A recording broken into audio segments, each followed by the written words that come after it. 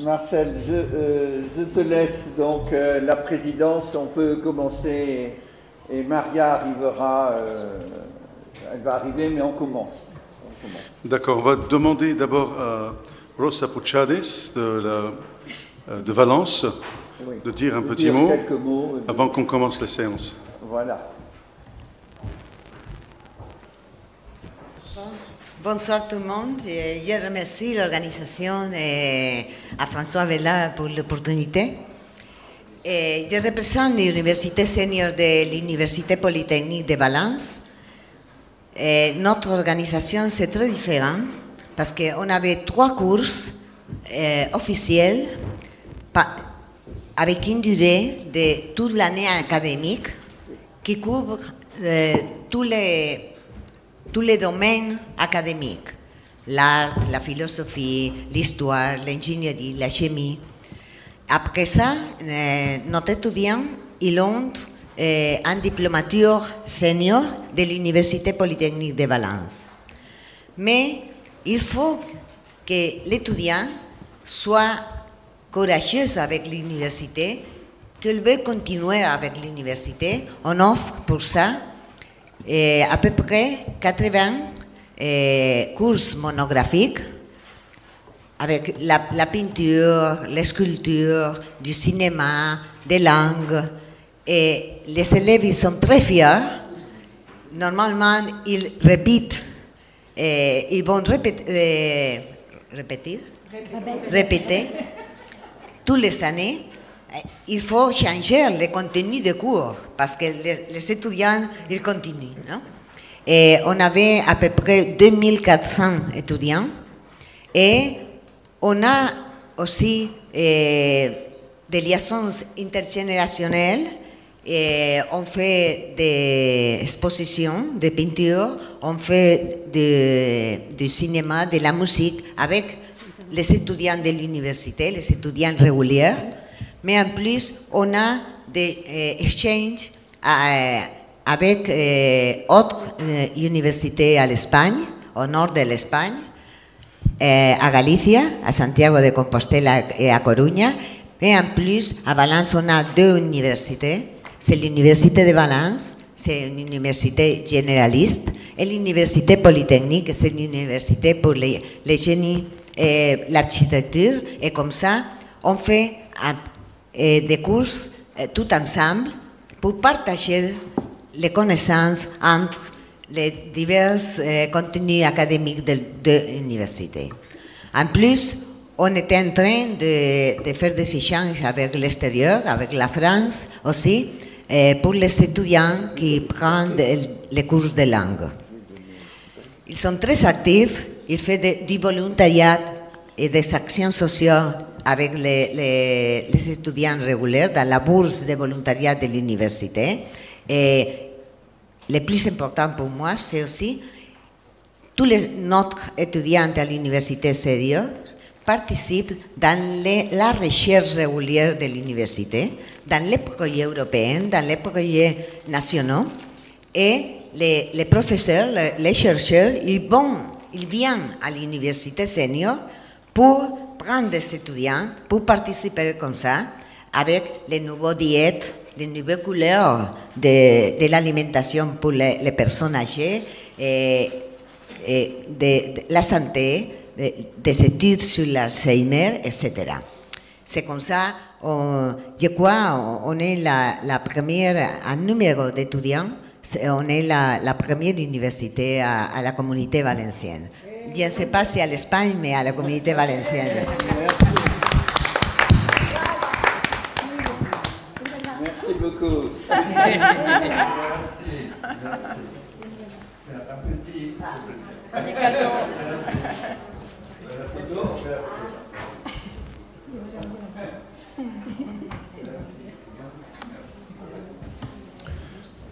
Alors, juste un petit mot aussi.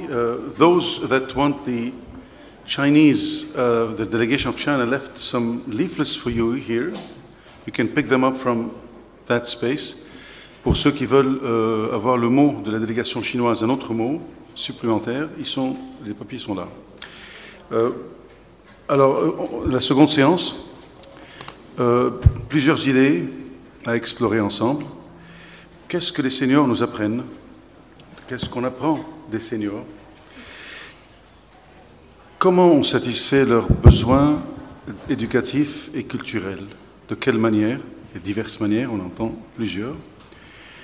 Est-ce qu'on répond uniquement aux besoins ou est-ce qu'on crée des besoins d'éducation et de culture? Est-ce qu'on est plus proactif ou plutôt réactif en tant que U3A? Et une autre idée qui me vient à la tête, c'est Shanghai, so huge, such big programs, and Lebanon so small. Okay, but what unites us is the same concern, the same interest, and that's very, very, very interesting. It's very interesting because usually you don't find many commonalities between something of the size of Shanghai and another of the size of Lebanon, but because of the IUTA, we do have interesting things in common. Actually, we share the same dedication in serving seniors. A third idea comes to mind. Seniors come to our classes and lectures with a very big experience and a very big cultural baggage. They don't come fresh out of school. They have 50 years of, 60 years of experience in life. We need to really take that into consideration when we address their needs. And when somebody spoke of intergenerational, the mixity of students in the same classroom is, I think, very, very important. We tried it here. We had young students join in classes with senior students. Actually, maybe the opposite. A class of painting was great experience. And we know, we feel, when young students can teach something, a new skill, a new technology to senior students, you should see how beautiful the relationship can be. It's something to really replicate. And a third thing, and the last before we start, we spoke of cultural exchange of senior students between our universities. And I know we'll listen soon to one of our speakers say about an inter-European exchange. But when we speak of intercontinental exchange, what are the outcomes? We should think about what the outcomes should be. Everyone maybe has different outcomes. Maybe we should discuss that as well. And so now we are going to start then our second session. And the first person is Professor Patrick Demouy from Reims. And he will address UTA Reims and the Twin Cities. Here we go. Merci. Merci Marcel pour cette invitation et tous les compliments pour la qualité et la chaleur de l'accueil. C'est la première fois que je viens au Liban, ça n'est sans doute pas la dernière. Je viens présenter ici une expérience. Bien. Notre institut universitaire du temps libre a été fondé en 1976, c'est-à-dire en même temps que celui de Sherbrooke, et il rayonne sur l'ensemble du territoire de l'Académie de Reims, c'est-à-dire la région Champagne-Ardenne. Pour ceux qui ne seraient pas totalement familiers de la géographie de la France, je rappelle que cette province se trouve dans le nord-est du pays et que nous avons frontière commune avec la Belgique et le Luxembourg. Cet institut compte à ce jour 3000 adhérents, donc répartis entre 16 centres, villes plus ou moins importantes de la région. Reims et Troyes rassemblant le plus grand nombre d'étudiants, il y en a environ 3000. Bien sûr, le principe c'est qu'il n'y a pas de limite d'âge, même si la plupart des étudiants sont des retraités. Donc, classiquement, l'activité académique se répartit entre des conférences magistrales dans une optique pluridisciplinaire, Cet institut est un service commun de l'université, donc reflète la pluridisciplinarité de l'université, avec 1300 heures de conférences par an et des ateliers de petits groupes, 20 personnes au maximum, pour approfondir les connaissances dans des matières variées, dont vous voyez la liste, et bien sûr travailler les langues étrangères, qui ne négligent pas les principales langues des membres de la UTA, comme vous le voyez. Mais ce que je voudrais présenter très rapidement, c'est une expérience qui se met en place en ce moment et qui a pour origine les liens anciens que la ville de Reims a tissés avec des cités prestigieuses, Florence, Canterbury, Salzbourg, Aix-la-Chapelle, Arnes, des villes jumelées. Ces liens remontent aux années 1950-1960 et nous les devons à l'engagement des maires de ces villes respectives dans la construction européenne. Ces villes ont été des pionnières des échanges culturels européens et ce qui a permis de bénéficier du choix du roi, si je puis dire. Le point commun entre ces cités est bien sûr la richesse de leur héritage culturel, et c'est là qui intéresse notre propos. Florence, capitale de la Toscane, berceau de la Renaissance en Italie, grâce au mécénat de grandes familles de marchands, de banquiers, bien sûr, nous pensons aux Médicis, et qui se sont hissés au premier plan de l'aristocratie. Le centre historique de Florence est d'une richesse artistique exceptionnelle. Canterbury, petite cité du Kent, mais associée à l'origine du christianisme en Angleterre, qui est devenu le siège de l'archevêque primat d'Angleterre et dont la cathédrale gothique tout à fait exceptionnelle est devenue centre de pèlerinage après le martyre de Saint Thomas Becket en 1170. Salzbourg, également associé à l'évangélisation de la Bavière et de l'Autriche, qui a connu ses grandes heures grâce au prince archevêque, mécène fastueux de l'âge baroque, Salzbourg, cité natale de Mozart, qui demeure un haut lieu de la vie musicale. Et Aix-la-Chapelle, antique ville thermale, qui est entrée dans l'histoire quand Charlemagne a décidé d'en faire sa résidence au cœur de l'Empire franc. Vous voyez ici une reconstitution du palais de Charlemagne autour de l'an 800, dont il reste encore aujourd'hui la chapelle palatine, qui est un exemple de la Renaissance carolingienne et qui abrite toujours les reliques de Charlemagne dans une chasse du XIIe siècle. Et puis, bien sûr, Reims qui est indissociable de l'histoire de France, Reims, métropole gallo-romaine, qui a eu pour évêque Saint-Remy, toujours vénéré, Saint-Remy qui a conduit au baptême Clovis, le premier roi des Francs, permettant la fondation sur les bases chrétiennes, après la chute de l'Empire romain d'Occident, d'un nouvel État qui est devenu la France.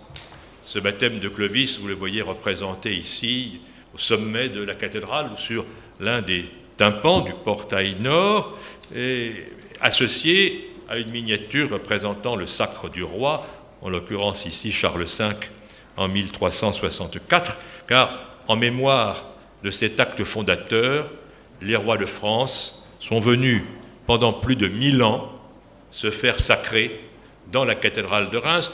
Vous avez ici un exemple du sacre de Louis XV. Là, nous sommes en 1722. Nous nous préparons à souhaiter bientôt le prix centenaire de ce sacre de Louis XV, qui nous est cher parce que c'est lors de ce sacre de Louis XV que pour la première fois a été servi au festin le vin effervescent qui fait notre gloire. Car Reims est connu pour sa cathédrale, bien sûr, qui est un chef-d'œuvre d'architecture gothique, qui est un exemple de la grande statuaire européenne du XIIIe siècle. C'est l'Église d'Europe qui a conservé le plus grand nombre de statues. Mais en dehors de ces chefs-d'œuvre monumentaux, nous avons aussi des chefs-d'œuvre qui se bonifient dans nos caves, le vin de la célébration et de la fête. Alors, une telle conjonction de cités prestigieuses offre l'occasion d'échanges culturels de premier ordre. Et l'idée est toute simple. Elle est de faire des étudiants de l'IUTL des ambassadeurs de leur cité, de leur région, de les former sur le plan historique, artistique, linguistique. Alors sur le plan historique, artistique, ça ne me pose pas trop de problèmes pour l'ancien professeur d'histoire du Moyen-Âge que je suis, paraît-il à la retraite, mais ça n'est pas vraiment le cas. Et bon, pour les langues, il y a les ateliers que j'évoquais tout à l'heure, l'idée étant de permettre à nos étudiants d'accueillir leurs homologues des villes jumelles dans leur propre langue, étant entendu que nous sélectionnons aussi des hôtes qui apprennent le français, afin qu'il y ait des échanges possibles et que de temps en temps on puisse passer d'une langue à l'autre pour faciliter la compréhension. Donc accueillir à Reims, mais pas seulement à Reims, puisque l'Institut, je vous l'ai dit, couvre toute une région, et nous associons bien sûr Troyes, cette antique cité des comtes de Champagne, qui accueillit au Moyen-Âge de grandes foires internationales, qui a gardé des vieux quartiers avec des maisons en pan de bois, des monuments célèbres pour leurs vitraux, comme vous pouvez le voir ici. Troyes est la ville de France qui a la plus grande superficie de vitraux encore présents dans ces églises. Châlons, Épernay, l'autre ville du Champagne, avec autour le vignoble de la vallée de la Marne, les Ardennes, avec Charleville, Sedan, les paysages naturels de la vallée de la Meuse. Alors, dans cette rencontre de villes jumelles, il manque encore l'Espagne, parce que l'Espagne ne faisait pas partie du premier groupe des pays ayant constitué l'Europe, mais il y a actuellement un rapprochement en cours avec Séville, qui ne manque pas non plus d'atouts culturels. Voilà, telle est l'expérience que nous menons pour favoriser les échanges culturels internationaux, la compréhension, l'amitié et la joie de vivre, comme vous pouvez le voir ici, avec un atout qui nous est propre, car il n'y a de champagne que de champagne.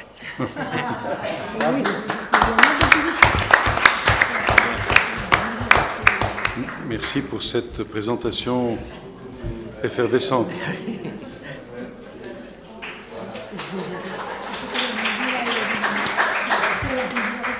Alors, c'est un exemple frappant de l'influence de la culture sur une U3, qui a tissé donc des relations avec des villes qui ont un héritage plus ou moins similaire. Et donc là, on est au cœur du thème, les cultures et les U3. On reste en France, on passe à un sujet qui est, je pense, très important. Quand on écrit parfois par devoir, par nécessité, mais on peut écrire par plaisir. Et c'est ce que M. Michel Landel va nous faire découvrir à l'Université d'Angers.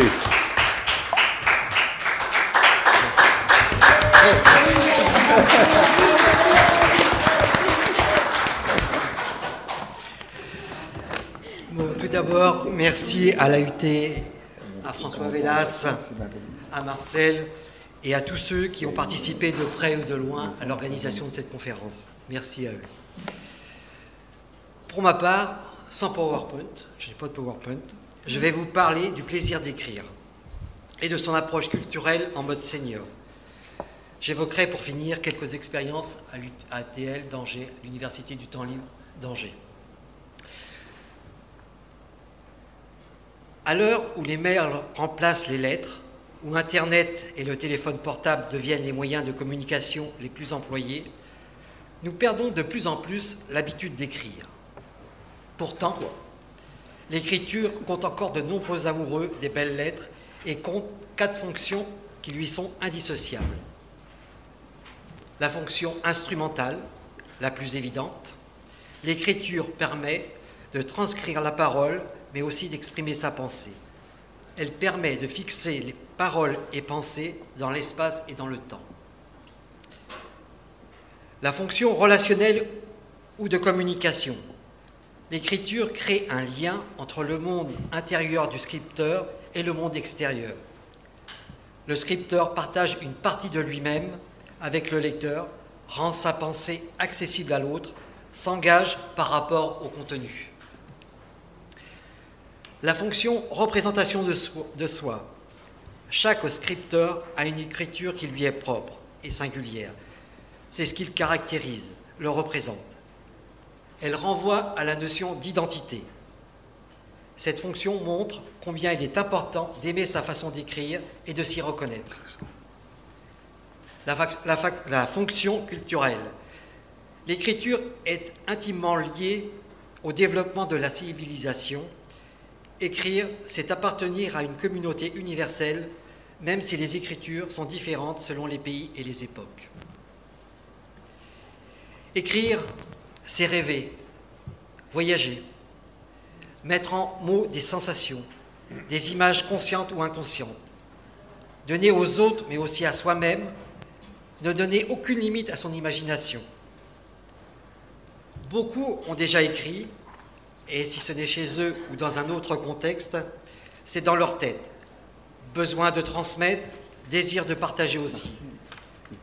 L'atelier d'écriture senior est moins axé sur la recherche que sur le fait de vivre l'écriture, pratique artistique complète, engageant le corps et l'esprit.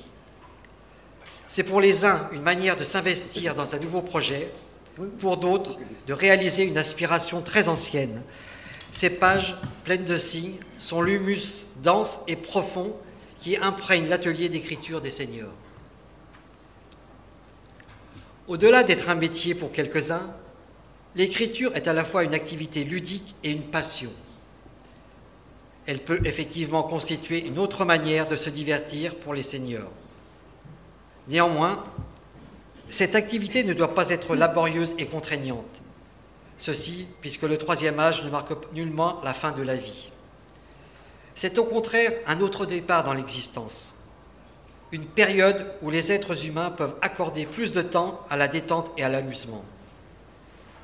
Les seniors doivent alors venir à l'écriture par passion, non par souffrance. Il faut simplement retenir que comme les jeux de société ou les activités physiques, l'écriture est une autre activité ludique dans laquelle les seniors peuvent se défouler et surtout s'exprimer. L'écriture est un excellent moyen pour les seniors de partager leurs connaissances et expériences dans la vie avec la jeunesse grandissante. Elle constitue l'autre versant de la lecture, une activité permettant d'acquérir des connaissances et d'aiguiser son esprit critique.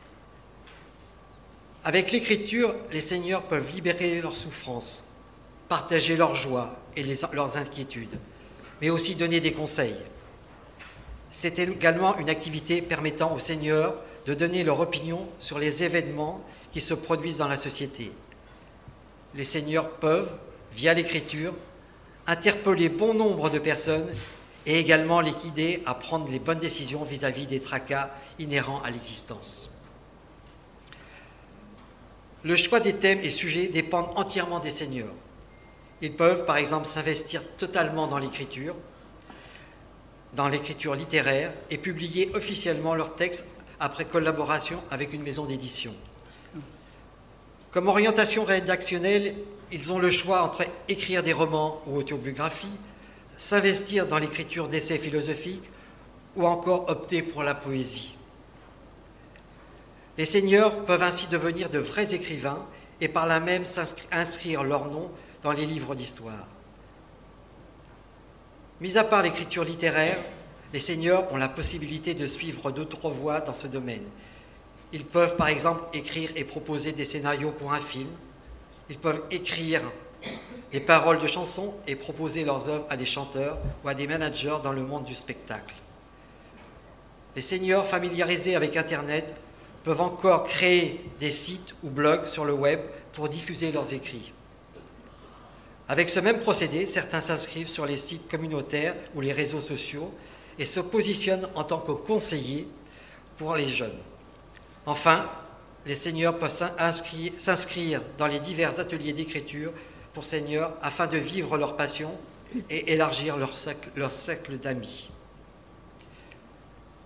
Coucher des mots sur le papier, c'est aussi permettre de se libérer des pensées compulsives, d'exprimer des douleurs, des sentiments, des opinions.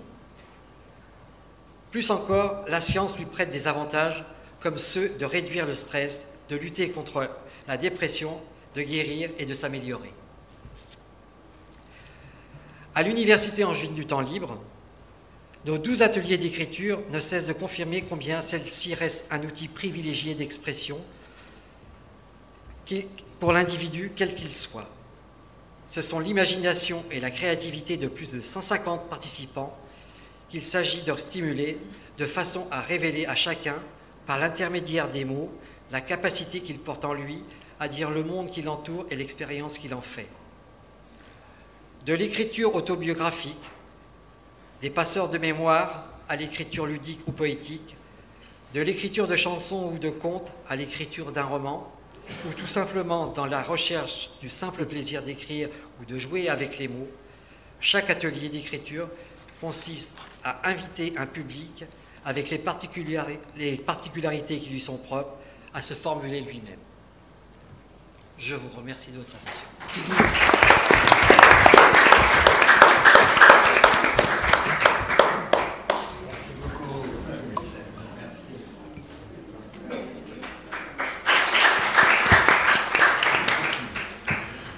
Et donc, Monsieur Landel, les ateliers d'écriture permettent aux seniors de se lancer dans des nouvelles carrières d'écrivains ou de blogueurs. Et donc, c'est quelque chose qui vraiment ajoute beaucoup d'utilité à la vie des seniors. Nous restons en Europe, mais nous passons au Brexit. Nous passons en Angleterre, au Royaume-Uni. Voilà, avec la secrétaire de la Utah, Miss Maria Chester, qui va parler au nom de Madame Oriol Ainley. Well, yes. Hello, thank you for being here. Thank you for inviting us. Well, the presentation is from United Kingdom for the moment.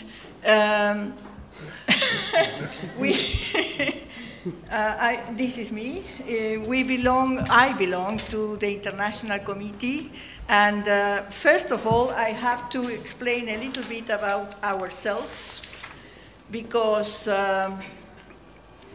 this is Oriol Ainley, that is the chair of the International Committee. I'm going to explain how it works, and this is me, of course, Maria. Ui. Is altered, but doesn't matter. So the question was, how does your local culture, allow me to do this, that is easier for me. How does your local culture perceive the education of seniors, and what are the main areas of interest for seniors in your U3A?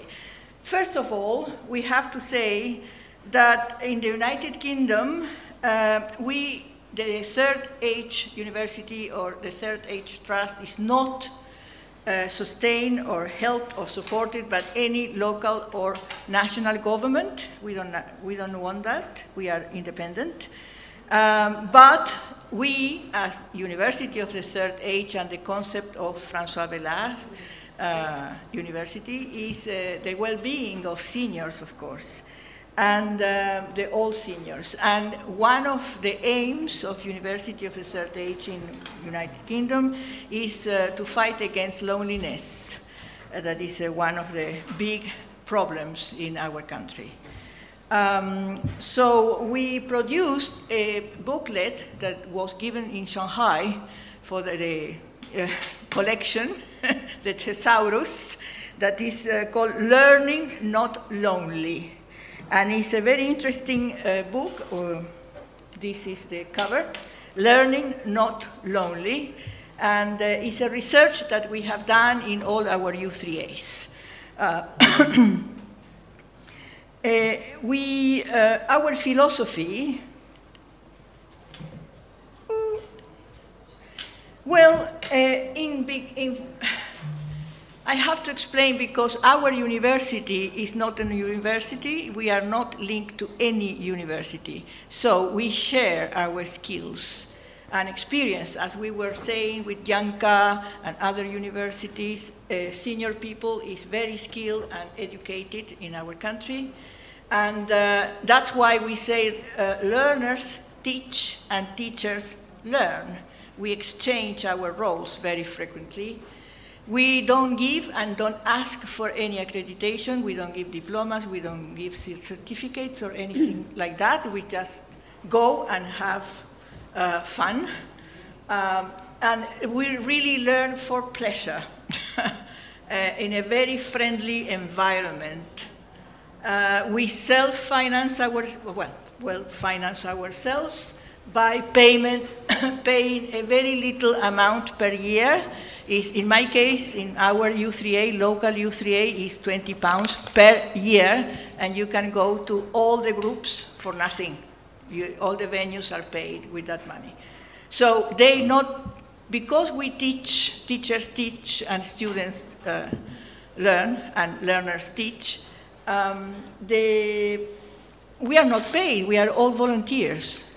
So it's a very different structure in many ways. And it's run by members, for members. So we are our own bosses. The next thing is, how do you become a member? Well, anybody who is not working over 50 years old can come and become a member. It's not important race or gender or religion or anything like that. We are a charity. We don't have any external funding. All the U3As in United Kingdom, we are more than 1,040 U3As with more than 400,000 students. We are just independent. We follow and organize our own groups. And in the beginning, when we were funded by our founders, 3 of them in Cambridge, we followed the model of Toulouse. But something happened in the middle, and because United Kingdom doesn't have so many universities, it's like more countryside than anything else, it was very difficult to find a university and create the U3A. So we started to create a different model. And as I said before, we are all volunteers. And there is a small national office in London. François came to visit once or twice, and it's like 14 people there doing their best to help. Regarding our ethos, it's very important what I said before. Teachers learn, learners teach. We are not paid, the tutors are not paid, and we just share our knowledge and experience, our skills and our expertise.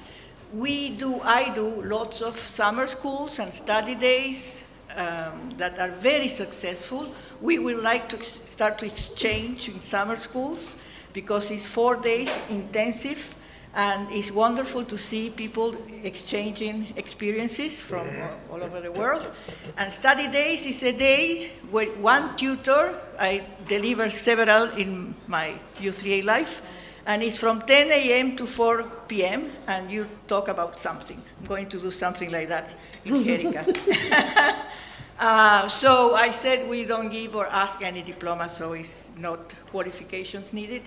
And how do we work? Well, in some towns, you can have small U3As, like 100 members, and others, like Edinburgh, we have more than 3,000 members. So it's impossible to put all of them in one room, so we don't do open meetings. But once a month, we have open meetings, and in those open meetings, we explain how we work, and we get more members. It's growing every day.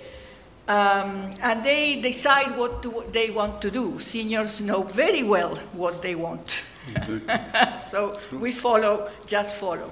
And as I said before, the open meeting is once a month. There are many traditional or not. I come from the academy, so I'm a professor in art history, so my style is academic. But there are groups, you know, with, at home with 8 members, following book groups or things like that. There is a group, the project, we try to help local towns with projects. And when we want something online, in the beginning, we were following Australia, that is very good online. But they at some point got stuck, and we started to use, general advice is to use MOOC. Do you know MOOC? Yes. Yes, it's massive online courses. And so one group can use one module, and they follow just the online instructions. It's very interesting to see the results. And then, as I said before, summer schools and study days is what I do. The subjects, that is something for today, well, I try to count, it's more than 40,000 different groups and subjects throughout the country. 40,000. Of course, more popular literature, languages, and something that is becoming more and more fashionable, is very new among us, is walking football and walking cricket. So imagine,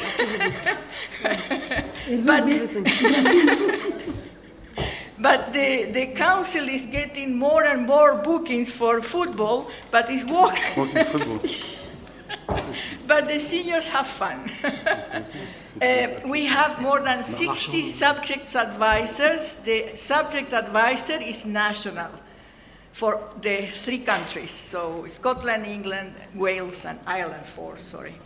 I am a national subject advisor in American archaeology, meaning Aztecs, Incas, and so on. Maya, the Maya. And now expert in Baalbek archaeology. I will prepare a presentation about Baalbek. Yes. So we undertake projects in groups, normally guided by someone who knows more than the others, and we help as seniors, local schools, secondary schools, lots of things, intergenerational exchange that works very well. Of course, being the United Kingdom, you have to have all the certificates updated. To talk to children, to talk to seniors, you have to have a specific permission from the police because they are protected. So you can't do many things with seniors and young children. It's complicated. But we tried anyway. And we have a very good website that can be visited for all of you if you wish. And this is the walking cricket, so you can see the seniors very calmly doing walking cricket. Art, as in any other university, is very popular and productive. All sorts of appreciation, art appreciation, and art itself, drawing, painting is good. Music. Music. This is Ursula Steiner. She does ukuleles and other things in summer schools. She's from Canterbury U3A. Sitting yoga, I forgot to say that. It's yoga, but it's, you sit because we are seniors after all. Not walking. Walking, you know, the British are very well known because they walk. They are Johnny Walker. And they walk, it's raining, it's snowing, and they walk. So these ladies are walking and strolling, it's very popular. Oh, sorry. And then photography, but there are so many, imagine 40,000, I can't start even. And cosmography, astronomy, so many subjects that are very, very interesting. And in the future, well, the U3A in the United Kingdom is growing, and even if we are not recognized as a, something official, it's funny because in Scotland, where I live, if you go to your GP, to your medic, to your doctor, and he, perceives that you are sad or lonely, he will say, "Have you tried U3A?" Really? And they send us people with this sort of loneliness, and so we are well known to help against this bad or when you are down. Normally it's because you lost your wife or husband and you are alone, and it helps a lot. And of course, you socialize because you meet people that have your same interests. So we think we are doing a good thing there. And our motto is learn, laugh, live. So it's, it's the things we should do for the rest of our life. This is our website that you can access. And we have international that is specific for international exchanges, travels, languages, etc. I belong to the international committee as well. So thank you for having us again, and this is our presentation. Thank you.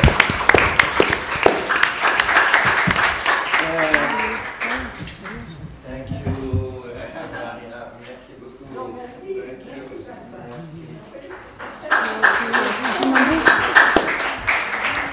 Interesting, Maria, from eight U3As only in 1982, now 1,040 yes. universities for the third age, 1,040 in the UK, yes.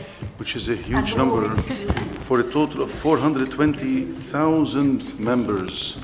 This is really big. Yes. You've gone a long way. Yes, thank you. We spoke of mostly towns that are situated in urban settings like Reims and other places. We would like to see with the Montse a different cultural setting, which is mostly agricultural. In Lleida, in Spain, it's an olive growing area. And so the U3A is, of course, influenced by this cultural environment. Of course, it becomes very touristic in the summer, but the rest of the year, it's mostly agricultural. So we're happy to have Ms. Montse Amoros from the U3A of Lleida, Espagne. Thank you. Merci. Merci beaucoup. Je vais remercier d'abord... On écoute? Merci. Donc, je vais remercier d'abord l'organisation de l'hôtel du Liban, de Byblos, à toute l'organisation qui était parfaite, et à M. Village aussi pour me permettre d'exposer ici une expérience un peu différente de tout ce qui s'est exposé jusqu'à cet instant. Alors, je vais vous expliquer que c'est d'abord une expérience très proche dans le temps, parce qu'il n'y a que des années de temps d'après la fondation de l'université. Alors, vous avez vu déjà pendant les interventions de mes collègues espagnols, de Mme Alesson et de Mme Puchades, qu'en Espagne existe une offre très formelle de formation au long de la vie. Mais ça c'est normal parce que ce sont les universités normales qui font son offre, qui la développent dans leur siège. Alors, n'est-ce pas possible dans toute l'Espagne qu'il y a des personnes qui peuvent aller à l'université à faire des cours de formation au long de la vie? Parce qu'en Espagne, il y a des problèmes concrets. Un problème puisqu'il y a un climat très rare, très difficile, très dur en hiver. Et alors, se déplacer pour les personnes âgées est compliqué d'aller en ville. Et aller en ville parce que les universités se sont toutes dans la siège est urbaine, alors c'est impossible d'aller de la campagne à la ville. Alors, et de l'autre côté, le montant de la retraite espagnole n'est pas très élevé, alors dans le monde rural, n'arrive qu'à 1 000 euros. Alors c'est impossible, selon quel cas, de payer des taxes universitaires. Alors il y en a un problème pour les personnes qui habitent non en ville, en milieu rural, dans la campagne. Alors il y a le premier problème qu'ils ont, c'est déplacer en hiver parce que c'est impossible parce qu'ils ont des problèmes de santé, ils ont des problèmes de mobilité, ils ont des problèmes aussi de transport. Et alors, par l'autre côté, c'est la question monétaire que c'est impossible d'arriver à payer selon quelque chose. Alors, selon quels endroits de l'Espagne, on a commencé à surgir de certaines expériences, de certaines formes d'utiliser la formation au long de la vie pour les personnes aînées. Alors, par exemple, dans la ville de Jérica, c'est une petite ville à l'intérieur de la province de Castellón, dans la communauté valencienne. Alors, il y a pas un problème de communication parce qu'il y a une autoroute qui permet de se déplacer ou à Valence ou à Castellón en 45 minutes. Mais il y a un problème que c'est le froid.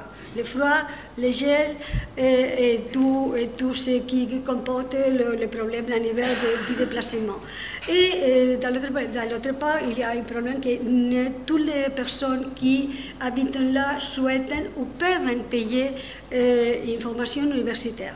Alors, il a dans un moment concret, en 2017, il a sorti un mouvement municipal, une expérience municipale qui a permis d'organiser, de fonder une petite université 3e âge là.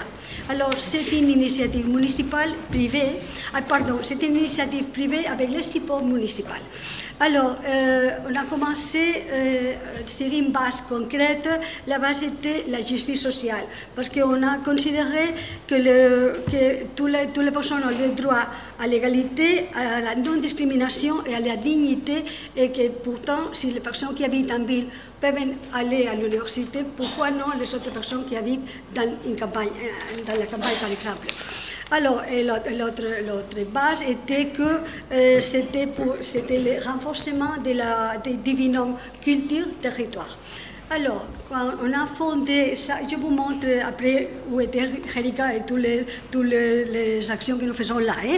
Alors, après tout, il y a des objectifs généraux pour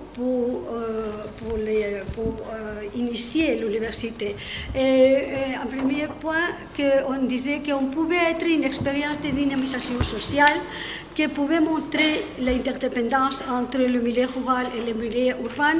Et aussi, il y a des problèmes spécifiques, par exemple, de montrer que la création d'une institution comme ça était possible dans une ville rurale. Après, qui ont permis de réussir d'élever le niveau du potentiel des étudiants des universités seniors et surtout renforcer l'autonomie. En Espagne, c'est une question un peu concrète parce que le rôle des personnes aînées était relégué à une question beaucoup économique parce qu'ils sont les supports des familles en selon quel cas. Alors, on a décidé de commencer à travailler dans l'université et on a commencé à faire quelque chose. Donc, je vous montre où il était. Jérica était à l'intérieur de l'Espagne. Il était une ville qui a 1500 habitants uniquement. Et c'est une ville avec une altitude de 500 mètres sur le niveau de la mer. 500 mètres? Oui. Oui, oui, c'est à l'intérieur. Alors, c'est froid à l'hiver, très froid. Donc, alors, je vous montre aussi, la mairie nous a proportionné un siège très bel. Très beau, par exemple, parce que par exemple c'était une église qui était désacralisée et ça c'est l'intérieur où nous faisons les conférences, oui, toutes les activités. Alors, c'est joli, c'est très joli, mais c'est très froid. Parce qu'en hiver, on doit porter des foulards de tout. J'habite à la Côte. Oui, est-ce que Madame Chester vient en février? Donc, alors, je vous explique. On a décidé, on a fait un dessin des activités et on a décidé de le faire hebdomadaire. Alors, uniquement non le faire pendant la semaine, sinon pendant la fin de semaine, pendant le week-end, parce que c'est mieux pour les personnes qui habitent en campagne, parce qu'ils ont, par exemple, pas se rigoler, par exemple, d'y aller faire quelque chose là, n'importe pas dans ce cas ou dans ce domaine, c'est pas, ou bien les personnes qui habitent à Valence ou qui habitent à la Côte, qui vont à Jérica en seconde résidence. Alors, on a décidé de désigner un programme avec des conférences, avec une semaine culturelle, avec questions très proches pour pouvoir se bien communiquer et parler de la gastronomie, faire des ateliers artistiques et aussi avoir des relations internationales. Bon, oui.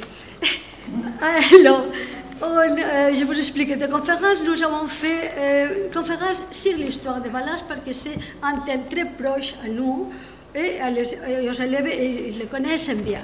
Alors, sur l'histoire de Valence, sur deux personnages illustres, pendant c'est la famille Borgia, la famille Borgia, évidemment, c'est une famille très proche à Valence,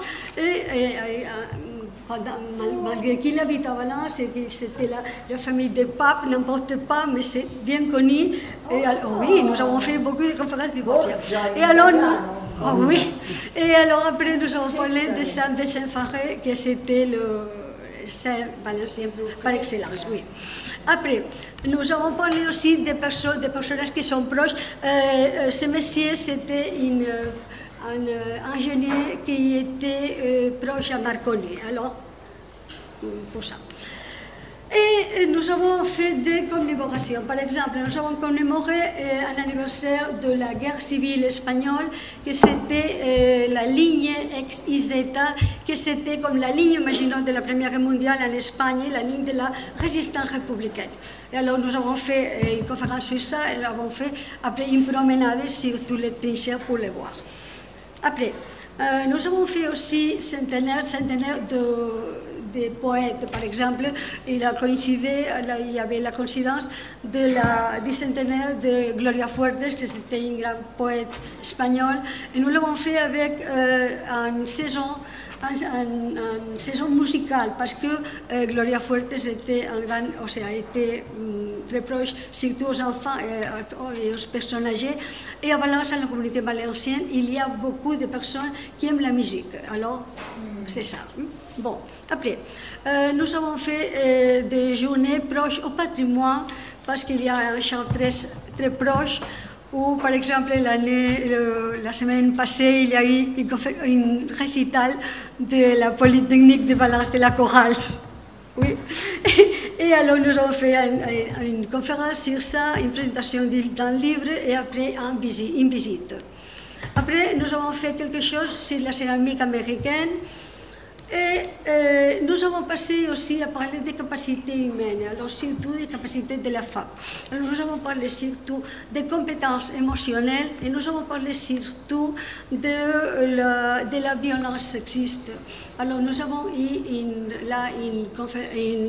conférence exceptionnelle qui était la fiscale générale de violence des gens de Valence. Oui. Alors, après, nous avons fait une semaine culturelle de la Chine à Jérica par la semaine patronale. Alors, nous avons fait là un laboratoire gastronomique avec de la cuisine chinoise. Oui. Nous avons fait une dégustation de thé et aussi un atelier calligraphique. Et après, pour Santa Águeda, nous avons fait aussi un concert de musique régionale, bien sûr, avec un monsieur qui est devenu en Chine aussi. Oui, si vous vous rappelez. Oui, oui. Oui, oui. Et alors, après, nous avons fait, en ce qui concerne la gastronomie, parce qu'il était très proche à nous, nous avons fait une dégustation de la zone. Oui, après, un laboratoire gastronomique pour approcher les produits de la campagne aux personnes qui travaillent là et pour faire de la cuisine très proche, comme une cuisine de proximité. Et après, un atelier artistique qui sont de Pen Night avec une thématique concrète. Par exemple, avec le centenaire de Murillo, c'est une interprétation aussi, pardon, me passé l'italien. Et après, l'interprétation de la tour à Jérica, il y a une tour mudéjar, c'est un art qui mélange l'art islamique avec l'art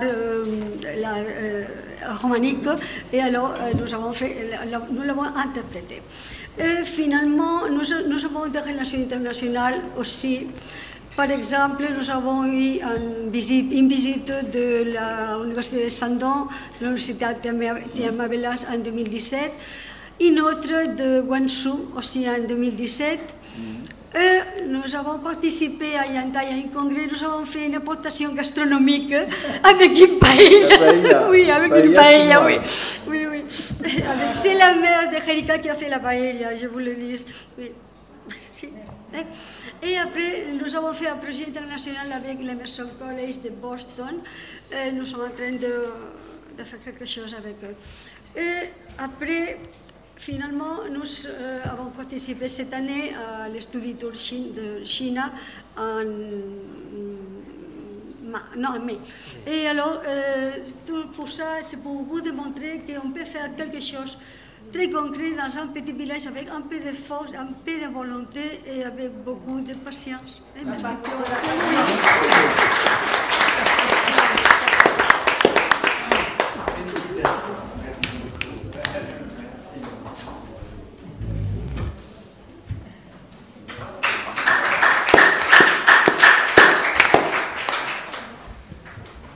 Alors, merci beaucoup, Montse. Jérica in Spain. And now before we announce the last session, please be reminded that we have a certificate distribution ceremony, both for the international IUTA members that participated in the conference, and also for the Lebanese U3A students who've been with us over 2 years now, maybe some 3 years, and we'll do that at the end. But now allow me to introduce a Lebanese lady who's on board of the governing board of the U3A at AUT, Ms. Najwa Basil. Ms. Najwa Basil Pieton has an extensive experience in local development on many levels, cultural, touristic, social. Ms. Basil Pieton was also a member for a long time of the Byblos municipality and has contributed a lot to the cultural development of her city.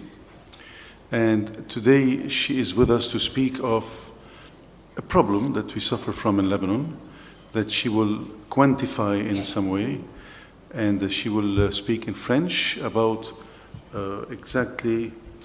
The topic is, as you can see, we omitted writing it in French by mistake, but in English it is private initiatives in the absence of social policy towards the education of seniors in Lebanon.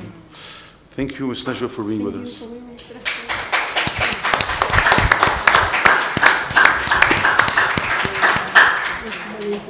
mesdames et messieurs. Je voudrais tout d'abord remercier M. Hnen, en mon nom et au nom de mes collègues, Mme Eddé et Mme Sfer, de nous inviter à faire partie du comité d'administration. Au fait, nous avons accepté de participer parce que nous réalisons l'importance de la culture et de l'éducation dans notre vie quotidienne et nous réalisons aussi la limite de l'offre culturelle dans la région. Et nous souhaitons vraiment soutenir toute initiative. C'est pour ça aussi j'ai choisi de parler plus de la situation des personnes âgées au Liban, de parler un peu des défis auxquels l'université fait face avec son programme qui est pour moi un peu avant-gardiste. Et j'ai choisi de clôturer par un témoignage personnel qui, j'espère, va encourager toutes les personnes qui sont dans ce circuit d'apprentissage et de recherche de connaissances illimitées, je vais dire. Ouais. Donc, comme vous le savez tous, historiquement, l'éducation s'est structurée autour d'un système d'écoles, d'universités ou bien d'universités technologiques, dont l'objectif principal était surtout de préparer les personnes pour exercer leur métier d'avenir. Or, l'éducation, dans son sens le plus large, devrait être un processus d'apprentissage ou d'accès à la connaissance qui accompagne l'évolution de toute personne durant toute sa vie. De là l'importance de notre université pour tous, pour le troisième âge qui se développe au sein de l'American University of Technology. Les personnes âgées ou bien les seniors au Liban, qui sont-ils? Et là, j'ai dû faire une petite recherche pour savoir de quelle population on parle. Et j'ai été un peu surprise. Je ne sais pas si le board member aussi a été un peu surpris par les chiffres. En tout cas, je vais les annoncer. Bon, j'ai découvert que les personnes âgées au Liban constituent 10% de la population. Certes, ce 10% est élevé peut-être dans les autres communautés, mais ici, ce recensement date de 2012. Alors qu'en 1970, ce taux constituait seulement 4,9% de la population libanaise. Ça a doublé. Oui, oui. Entre les années 70 et les années 96, le nombre des personnes âgées a augmenté de 85% au Liban, alors que le taux de natalité a baissé jusqu'à 27,9%. Ce taux était à 40% en 1960. Entre 1996 et 2007, le taux des personnes âgées a augmenté encore de 74,7%, alors que la population de moins que 15 ans a augmenté de 4,4% seulement. Donc, réellement, nous assistons à une phase d'accélération rapide du vieillissement de la population libanaise. Maintenant, si nous rentrons en détail dans les dernières statistiques de Ad-Dawliya lil-Ma'loumat, ils montrent que 60% de cette population senior ou bien âgée est pauvre au Liban. 15% de ces 60% n'arrivent pas à assurer leurs besoins alimentaires de base. Et 45% n'arrivent pas à assurer leurs besoins élémentaires de vie. Et là, on parle de l'habitation, on parle de style de vie, des sorties et des autres besoins. 37% font partie de la moyenne. Ils arrivent à assurer leurs besoins, leurs différents besoins, alors que seulement 3% de cette population est riche. Si je montre ces statistiques, qui ne sont pas réjouissantes par ailleurs, c'est pour donner une idée du changement démographique futur du Liban. Un changement qui nécessite une connaissance du public prochain et donc des stratégies d'action pour pouvoir l'attirer. Des stratégies qui jusque-là sont établies par des institutions privées, avant-gardistes, qui, dans plus d'un domaine, pallient au rôle de l'État. Dans ce cadre, le programme Université pour tous, entrepris par l'American University of Technology, nous interpelle, car il répond à deux besoins. Le premier, celui de créer au sein de l'université un lieu d'intégration pour les personnes âgées, leur assurant une meilleure inclusion sociale. Ainsi, ils ont la possibilité de participer à des activités intéressantes et valorisantes qui leur permettent de prendre connaissance de sujets éducatifs et culturels qui les intéressent. Et le second besoin, c'est celui d'offrir cette possibilité éducative à des prix très étudiés et accessibles pour cette catégorie de la population. Ça rejoint un peu le concept de justesse ou bien d'équitabilité pour tout le monde. En lançant cette initiative, l'université EUT se lance plusieurs défis et de taille, croyez-moi. Tout d'abord, le premier, c'est être en proximité avec son milieu social et territorial et ouvrir ses portes pour une nouvelle dynamique éducative, culturelle et sociale qui jusque-là n'existait pas encore ni dans la région ni dans le pays. Elle est toute récente ici. On a parlé de 3 ans d'expérience, c'est ça? Oui.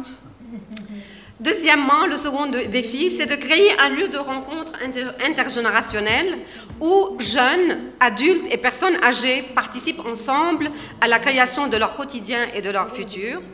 Le troisième défi, c'est celui de faire en sorte de répondre avec exigence à des besoins éducatifs et culturels pour toute personne, quel que soit son âge, et désirant œuvrer pour son propre développement ou pour celui de la société. Et le quatrième défi, c'est celui de rendre l'éducation et la culture accessibles pour tous. Nous savons bien que cela dépasse le rôle de l'université, d'où la nécessité de faire soutenir son programme par des acteurs locaux, notamment les collectivités locales, qui ont intérêt à s'associer à ce genre d'initiative, car ils répondent en quelque sorte à des projets que ces collectivités locales ne peuvent pas assurer eux-mêmes. J'aimerais encore clôturer par un témoignage personnel. J'ai grandi auprès d'un père qui passait tout son temps à étudier. Son programme était rigoureux à la maison. Les avant-midi, il travaillait sur son doctorat d'État en philosophie et les après-midi étaient consacrés aux langues et aux autres lectures. Et ces autres lectures étaient vraiment très variées. Il y avait la littérature, l'histoire, la psychologie, la politique et les langues. En plus de l'arabe et du français, il étudiait l'anglais, l'allemand et le latin aussi. Pour nous, les enfants, c'était le cours normal des choses. Ce processus d'études en continu était le même pour tous, sauf que les enfants vont à l'école et les adultes à l'université. Bien plus tard, j'ai compris que dans notre famille, nous étions l'exception. Lors de la remise des diplômes à l'université Saint-Joseph, mon père recevait son doctorat d'État en philosophie et moi, ma licence en service social.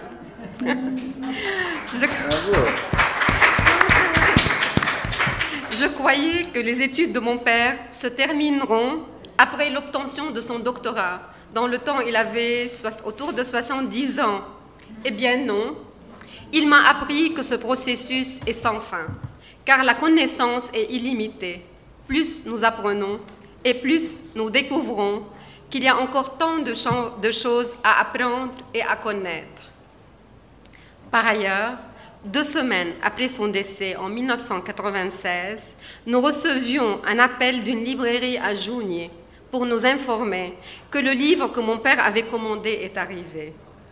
Donc même après sa mort, il continuait à recevoir des bouquins. Donc, courage pour vous tous.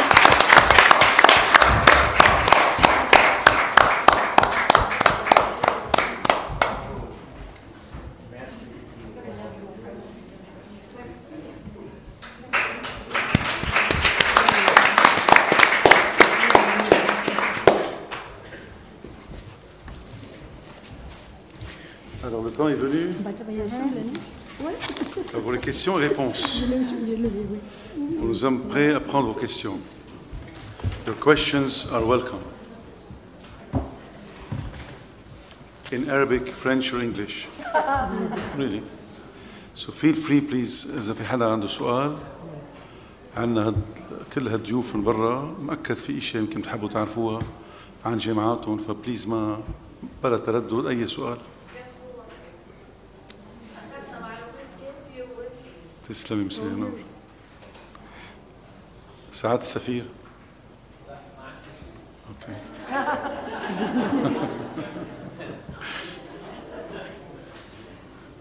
A question, please, from other delegations, other delegates, about the sessions. So we can say. Oh, go ahead. Voilà. Oui, Jean-Jacques. Oui, Jean-Jacques. Oui, il y a quelqu'un qui désire. On peut l'écouter. On peut vous entendre. Voilà. Oh non, ça va, c'est bon. Non, simplement, je voulais poser une question à vous-même et peut-être à la joie classique Piéton. Un très grand écrivain libanais, franco-libanais, vient de publier, Amin Malouf, vient de publier un livre qui s'appelle Le naufrage des civilisations. Je voulais savoir si vous l'avez lu. Et si vous considérez que, puisqu'on parle de culture aujourd'hui, dans le cadre des universités du troisième âge, est-ce que vous pensez que les thèmes qu'il aborde peuvent être traités dans le cadre des universités du troisième âge et répondre à l'angoisse qui est la sienne? Intéressant. Oui, personnellement, ce livre figure sur ma liste de livres à lire. Je ne l'ai pas encore lu, franchement. Oui. J'ai lu d'autres livres pour Amin Malouf, mais pas celui-là. Oui. Mais si on parle de naufrage de civilisation, oui, je crois, oui. Je pense qu'on peut établir un dialogue entre les U3A, à condition qu'on le lit tous et qu'on puisse vraiment débattre comment c'est perçu d'un côté de la Méditerranée et de l'autre, ou d'un côté de l'Atlantique et de l'autre. Parce que lui, il est très objectif. Mais quand il a écrit le livre « Les croisades vues par les Arabes », c'était un livre très objectif sur les croisades. Très historique, oui, très historique. Et donc, ce serait intéressant, très intéressant. Merci pour votre suggestion.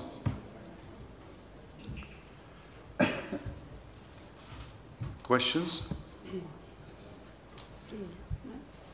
We spoke today of many things in the two sessions. Non. And I think, non, on fait la clôture et après d'accord. Et la clôture, donc I will leave it to Professor Velas to announce the end of the conference. Oui, je vais aller là-bas.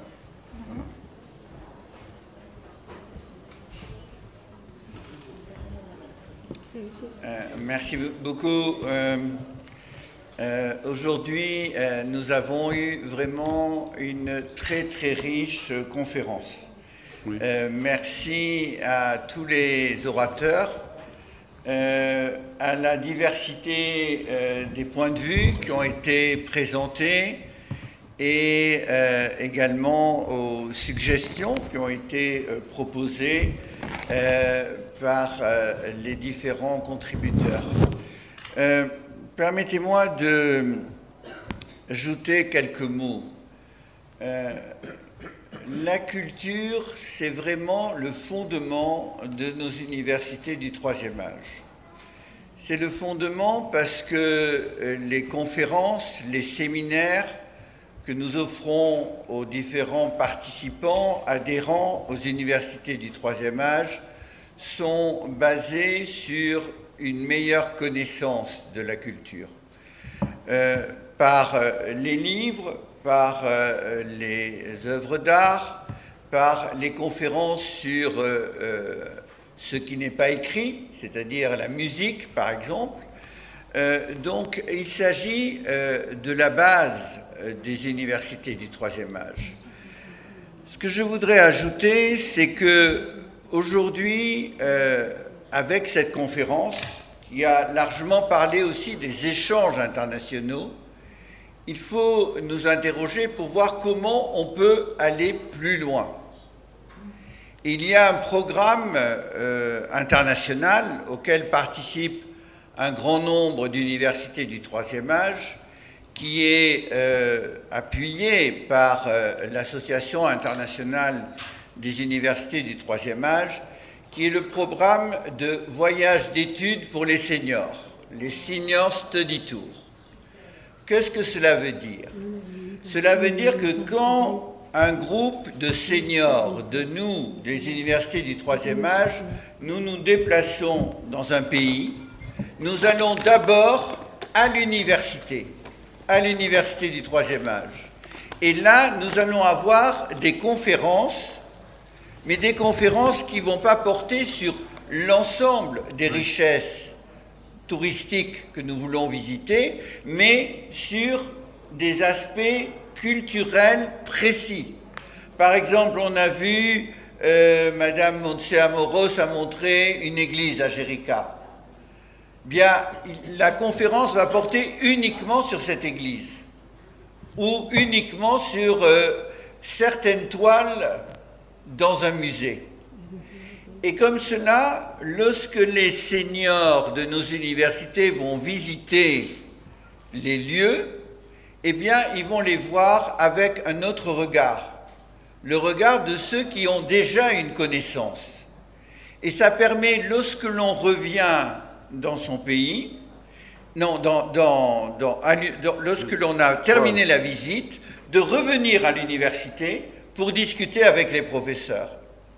So what I would like to point is that Senior Study Tour is an innovation for our University of Ardèche. It's an application of what we are doing in terms of culture and international exchange. And we are organizing an international congress on Senior Study Tour. It will be next year more than 50 countries participating from U3A that will provide and exchange the experience of senior study tour between the different countries of the world. So, with the contribution of Ayuta U3A here in Lebanon, I hope that the example of senior study tour from Lebanon will be shown and discussed during this meeting. Ça sera un grand congrès sur les expériences de voyage d'études pour les seniors, mais ce n'est pas un congrès seulement, c'est un ensemble d'actions qui doit réunir de plus en plus de collaborations internationales entre les universités du troisième âge, pour améliorer toujours ce que nous faisons en tant que responsables des universités du troisième âge par rapport à ce que souhaitent nos étudiants seniors. Et la culture, de ce point de vue-là, est un lien majeur entre les programmes des universités du troisième âge et l'ensemble de la coopération internationale entre les universités du troisième âge. Donc, ce que nous avons discuté aujourd'hui pendant cette très riche journée va nous servir dans les différentes universités du troisième âge, dans les différents pays, à mettre en sorte que les universités du troisième âge apportent une contribution non seulement aux questions du vieillissement, mais également aux questions du développement économique dans chacun des pays. C'est cela qui est notre mission, celle de donner satisfaction aux seniors, mais de prévoir et de faciliter l'avenir pour les jeunes. Merci beaucoup. Je voudrais remercier l'Ayuta, les membres de l'Ayuta qui sont venus, d'autres qui ont envoyé leur présentation mais n'ont pas pu venir. Je vous remercie personnellement et je remercie notre audience. I thank all the delegates that came from abroad, from Russia, from China, from Slovakia, from all the countries. I thank Ayuta for deciding to hold the conference here. We are very happy that we met you here. We hope we will meet soon again here. And I'd like to also thank the students that came and were with us all day today and interacted with our guests. And Professor Velas, again, thank you. Merci. I would like to add that we are very proud to be here in Ayuta, and I would like to congratulate many of the speakers already congratulate and thank you for your wonderful hospitality, and I would like, of course, as President of Ayuta, to congratulate and to thank you so much for this wonderful day and wonderful 3 days, Yes. and wonderful, friendly, very friendly organization. Thank you. Thank you. Bonsoir. Here. So first one to receive is Miss Monique Harvey from Canada. Monique Harvey from Canada.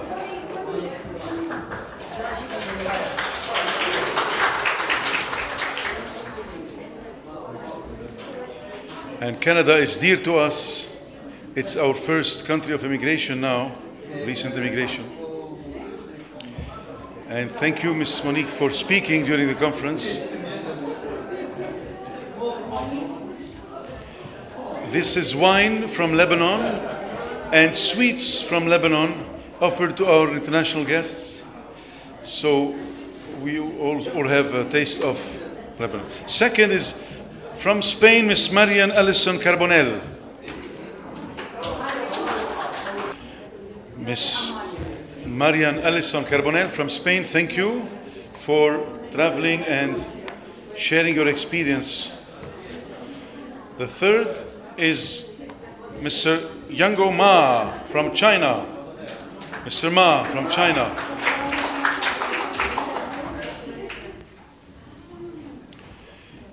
Thank you, Mr. Ma, for your contribution and your very interesting presentation on Shanghai University for the Elderly.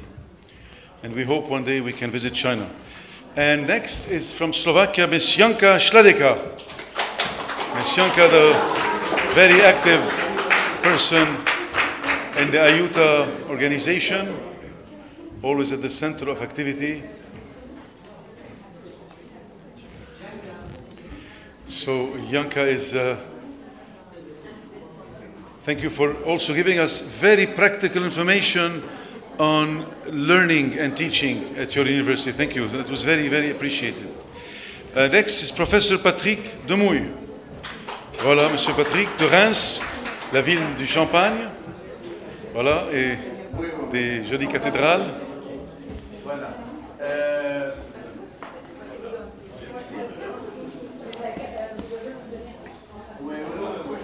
Voilà, et aussi merci d'avoir partagé votre expérience de Reims et des connexions avec Canterbury, Salzbourg et Aix-en-Provence. Merci. Et maintenant, pour le plaisir d'écrire, Monsieur Michel Landel. Merci pour la très précieuse contribution et nous redonner goût à l'écriture, Monsieur Landel. Voilà. Monsieur Landel, merci.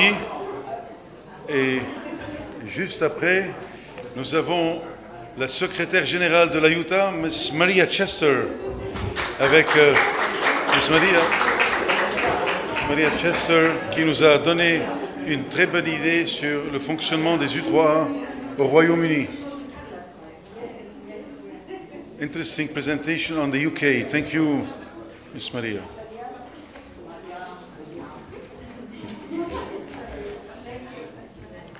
And next, straight from Yerica to Byblos, is Miss Montse Amoros. Thank you, Montse, for sharing Yerica.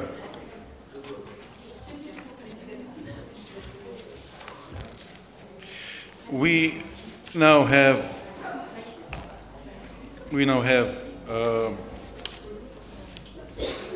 Bettina. Is Bettina Todisco here? Bettina? Mr. Cheng Liu. Mr. Cheng Liu, our interpreter for the Chinese delegation. Thank you so much for being with us. Charles Liu. Thank you. Charles did a lot for this conference. He translated all documents that were sent to us in English. And I have to say, he did it in record time. Il était excessivement rapide dans la traduction des documents en chinois. Thank you, Charles. And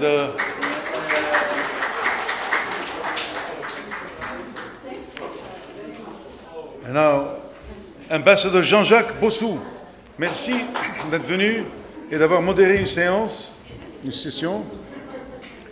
Ambassadeur de France en Libye et aussi en poste en Syrie dans le temps, qui connaît bien le Liban.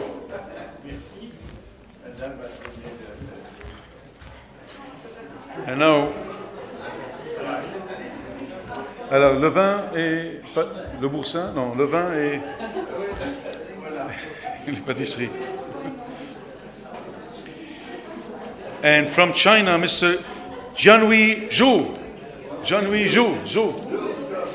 Mr. Jianhui Zhu. Mr. Jianhui Zhu. Yes? No, one. Mr. Zhu. Okay. Zhu. Zhu.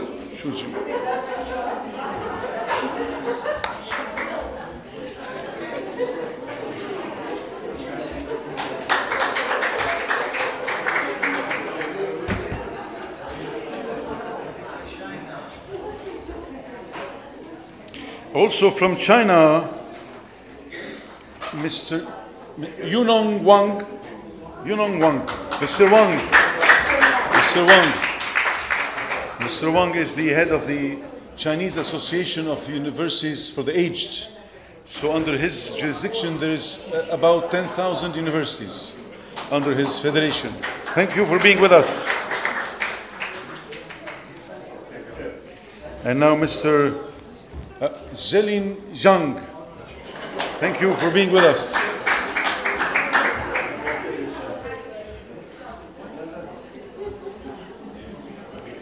All the way from China, we appreciate your presence with us. Wine and pastries from Lebanon. Zumei Shi from China. Zumei Shi. Okay, Shi. She's to come. He took it. It's with him.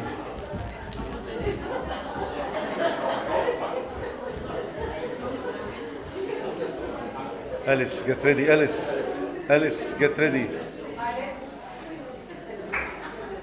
And also from China, an interpreter of great value who helped translate many talks to the elderly, University for Elderly in Shanghai, Miss Yuan Wang, also known as Alice.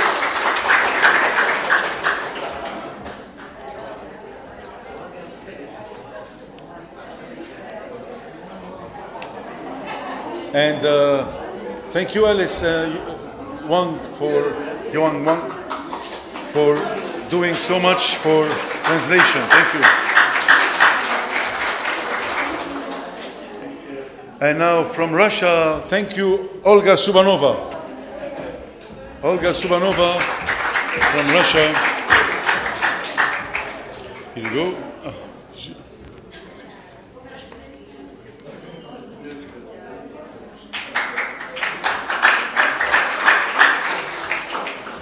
And from Spain, which is probably the country with France that will win the most participation award, Pia Rosa Puchades from Valencia. Pia Rosa.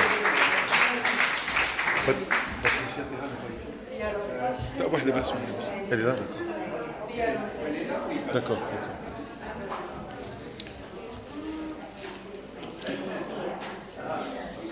And from Toulouse as well, merci d'être venu, Miss Patricia Terral, d'avoir participé à notre conférence.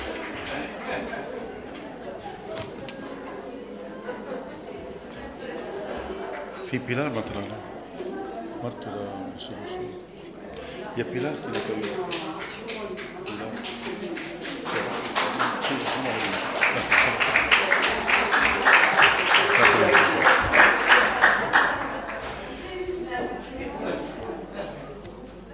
Voilà, merci. Miss Patricia est aussi chevalière de l'ordre du Saint-Sépulcre. Alors, du vin pour égayer.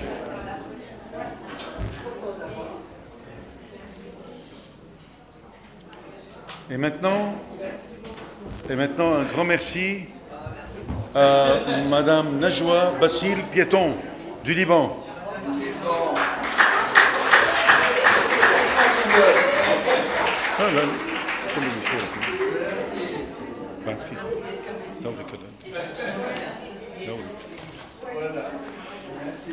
Et voilà maintenant pour la participation active et l'organisation à Miss Badia Haresh.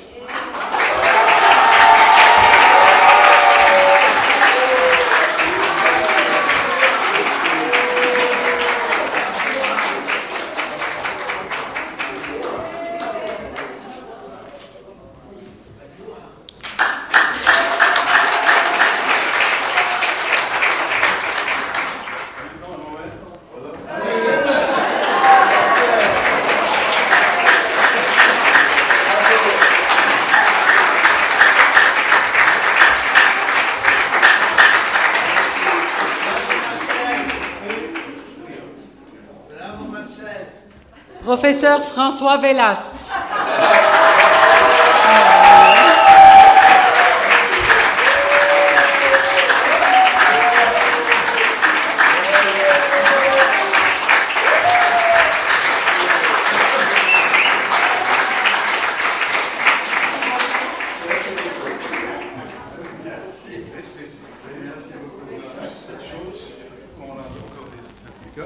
Now, we had certificates for our African guests, but they're not here.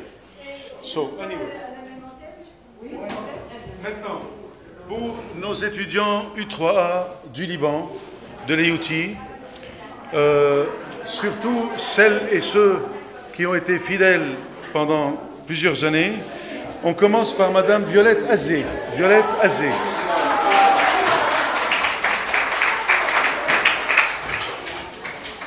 Madame Violette Azé, alors sahla. Voilà. It's a certificate for being a loyal member. A loyal member. Et maintenant, Miss Shermine Gebran. Shermine Gebran.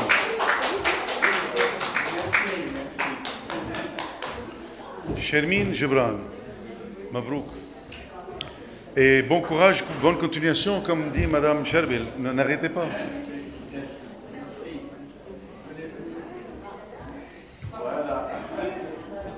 Miss Sarah Sergenko.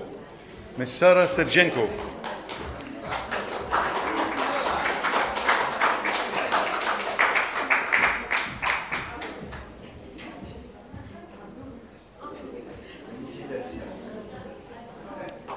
Miss Elham Al-Azzi. Miss Elham.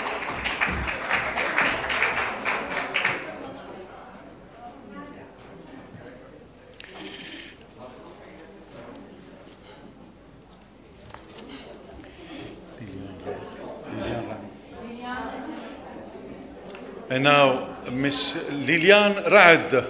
Miss Liliane Raad.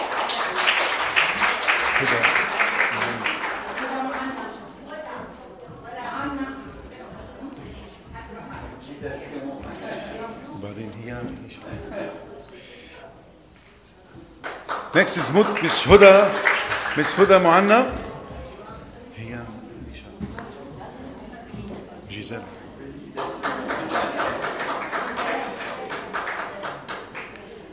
And now Miss Hiam Elisha Al-Khouri. Miss Hiam, loyal member. Ahlan wasahlan.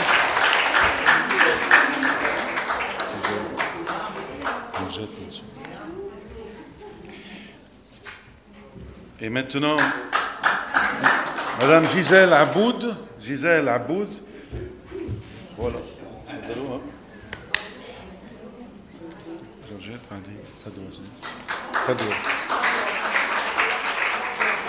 Georgette Elias Mansour. تفضلي اهلا وسهلا. تفضلي الفيرا.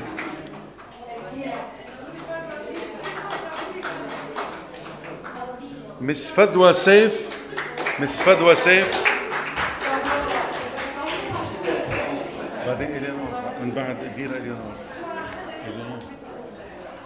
كليمونس مس الفيرا ناجي الأشقر مس الفيرا برافو إلينور كليمونس ومي شربل Miss Eleanor Zatini Youssef, who has a great initiative to propose to us very soon. Madeleine. Et maintenant, Miss Clémence Sphère. Miss Clémence Sphère. Madeleine. Madeleine Abiod. Zainab. Madame May Frali Sherbil. Madame May Frali Sherbil. Non, attends. La photo.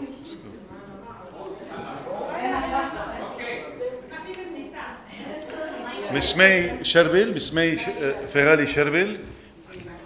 Madeleine Zina. Vera. Vera Silvano.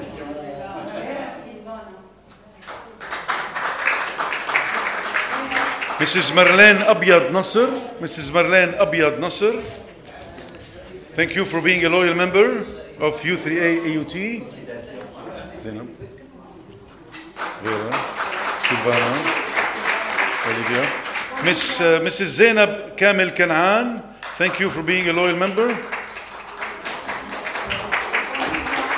Zainab.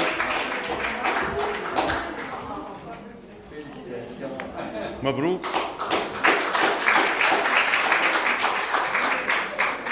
Mrs. Vera Nicola Azzi.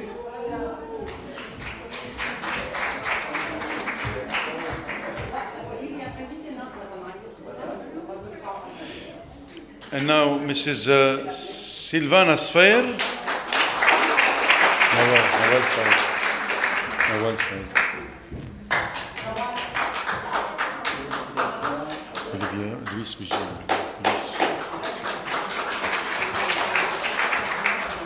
Mrs. Olivia Tanius Rouhana. Mrs. Olivia. Voilà.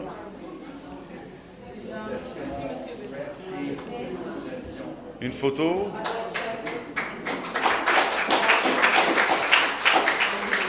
Mrs. Nawal Boutros Saïd. Mabrouk.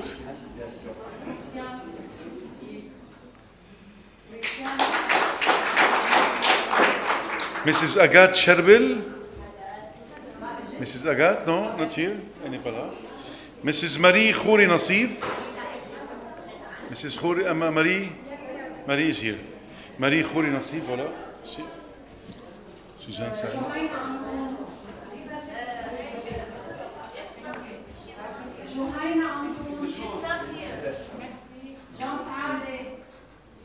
شوي شوي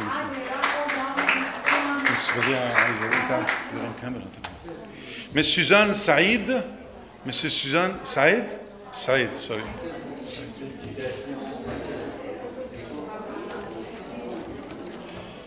And the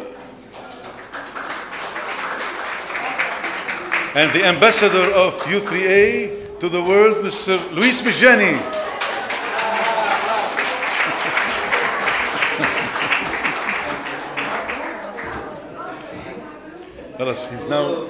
He's now officially been named ambassador. Can I have photo with my loved ones? Yes, sure, of course. 1 minute. Thank you.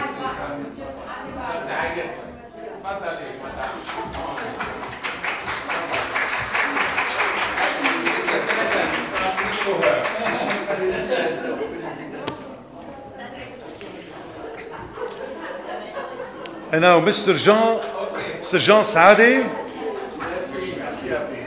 Mr. Jean Saadi, تفضل. François, ça c'est à toi.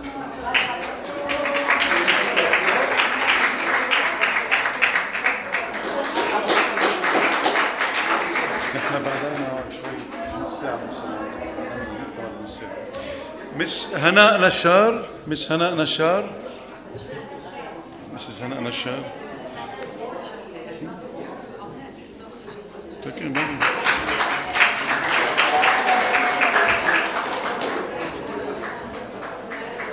بلش فيهم.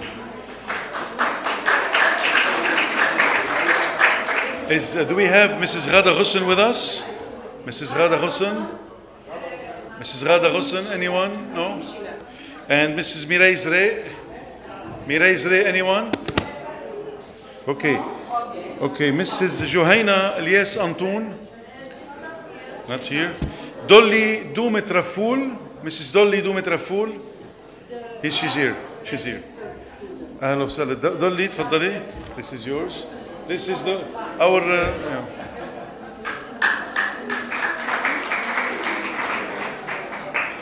Mrs. Denise Al Hashim.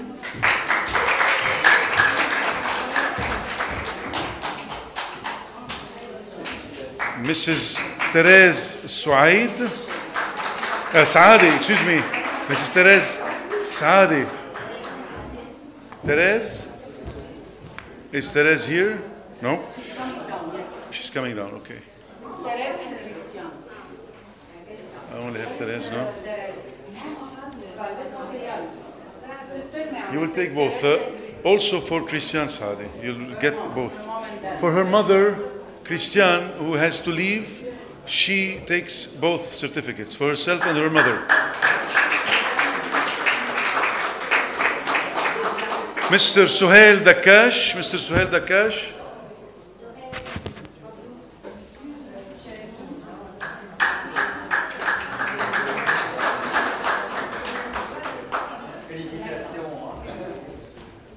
And Mrs. Nada Al-Zughbi. Mrs. Nada Al-Zughbi.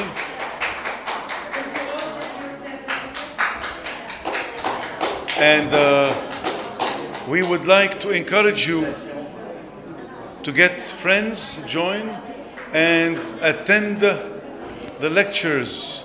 Thank you a lot, and thank you, dear guests from Lebanon and abroad, and thank you very much.